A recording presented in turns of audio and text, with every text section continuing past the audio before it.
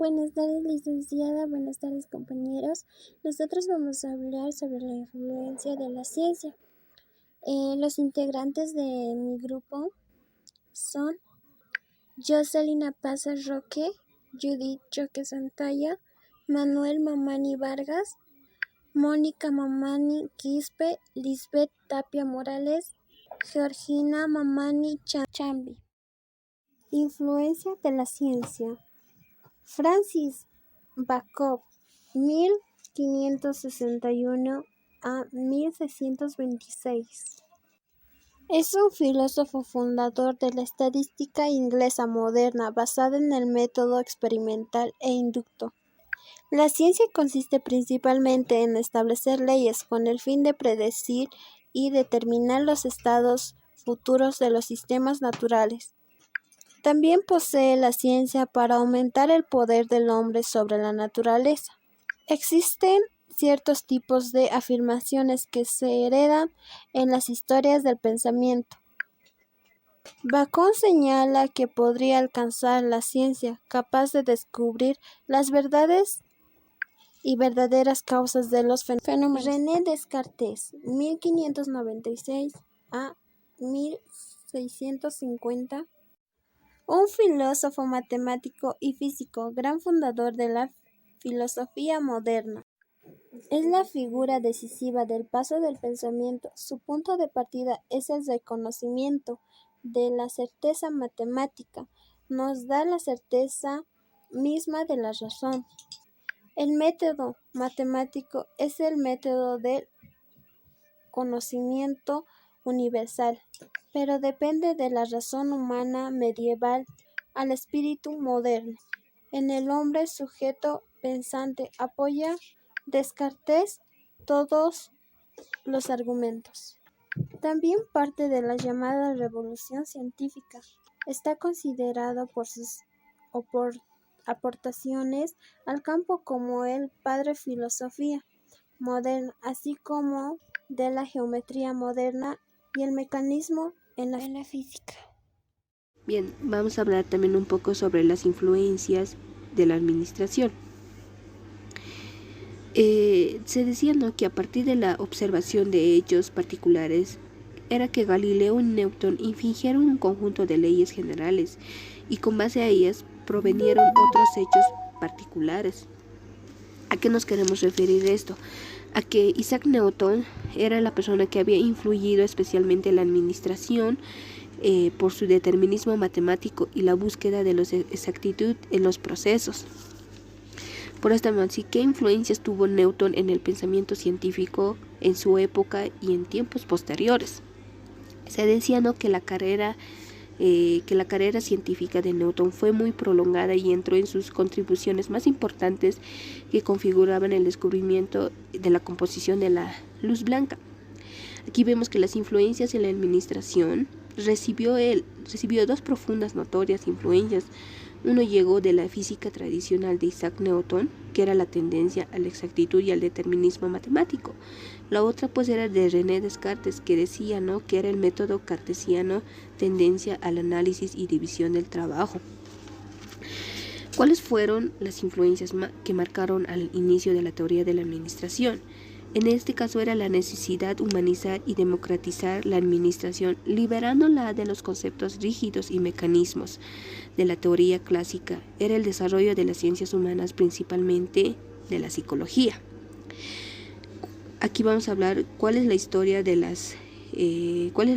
administración. Se decía que para la historia de la administración es recientemente que la administración como ciencia administrativa es un producto característico del siglo XX y en realidad tiene poco más de 100 años.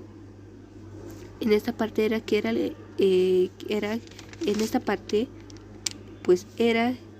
la influencia empresarial es una habilidad esencial que puede llegar a tener ahora hoy en día un líder, al igual que va a tener la capacidad de negociar o tener su propio negocio o el autocontrol.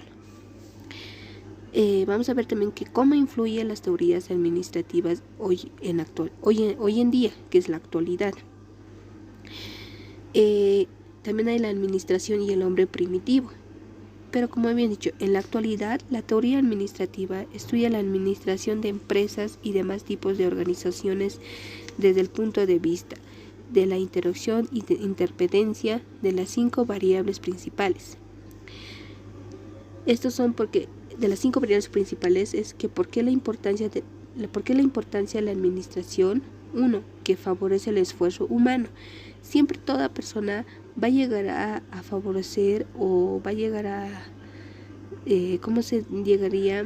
Esta persona va a demostrar todo el esfuerzo que él había llegado a conseguir con el trabajo que él está haciendo.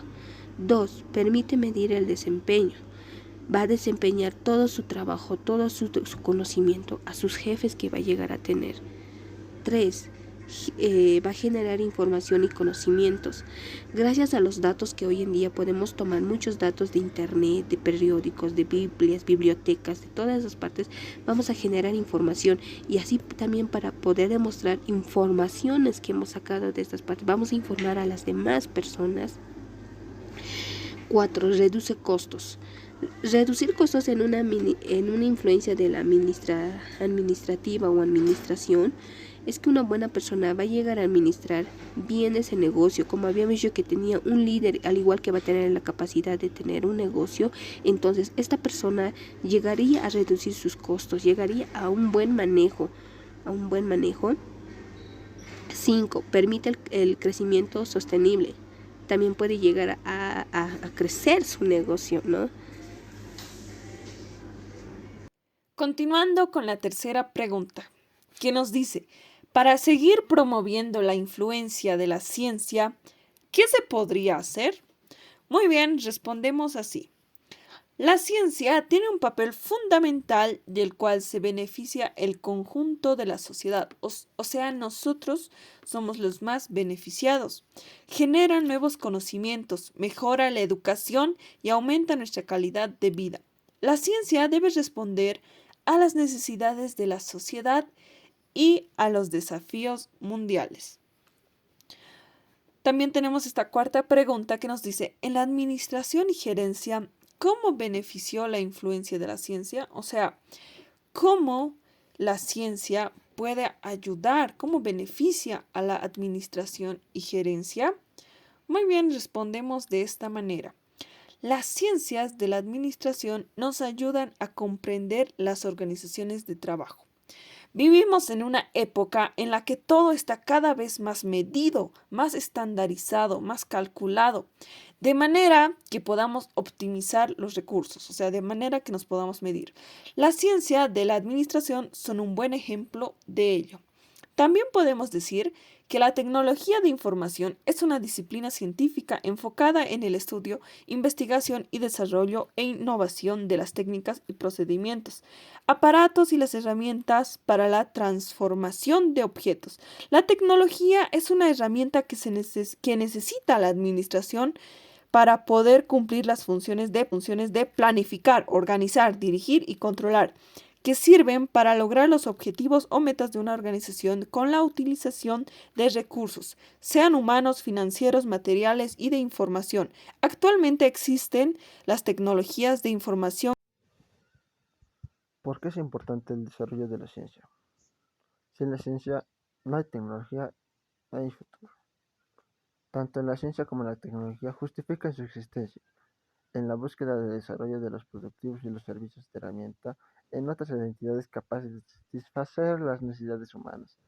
En la vida general, los problemas de la salud se han solucionado gracias a la ciencia y la tecnología se ha convertido en una rama de actividades inseparables de la vida y el progreso de la sociedad desde hace varias décadas atrás.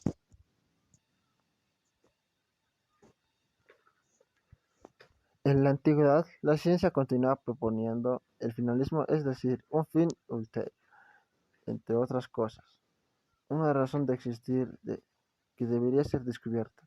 La ciencia moderna, a cambio, hereda todo lo de que dijo Aristóteles, es un mecanismo considerado, opera como una máquina y un sistema sin una finalidad establecida.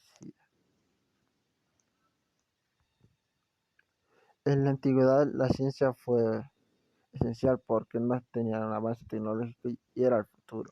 Los políticos pensaban que era el avance y sería mejor y superior a las demás establecidas.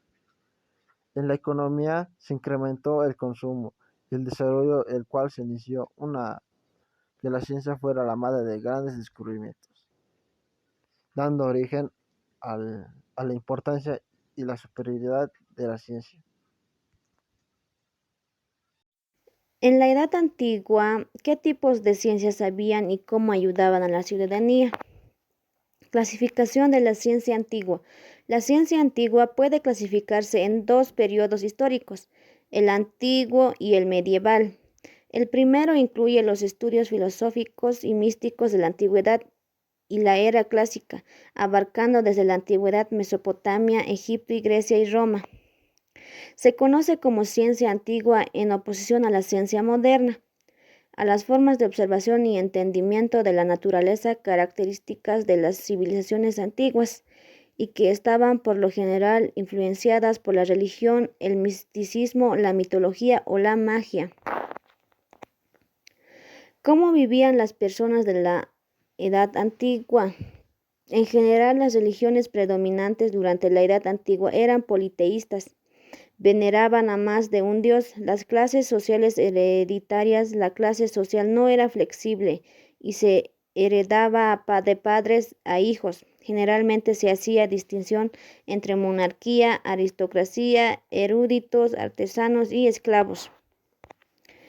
Como podemos ver, hay una imagen sobre la educación en la Edad Antigua y cómo vivían en la Edad Antigua.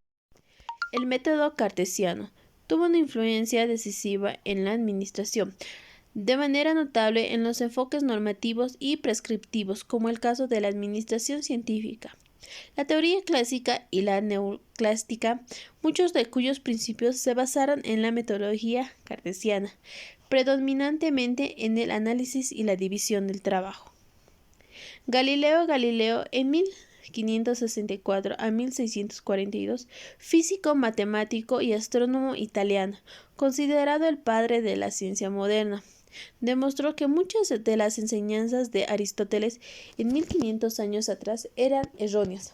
Galileo partía de la observación de hechos aislados para establecer leyes capaces de prever conocimientos futuros y creó las condiciones para que surgiera la física newtoniana.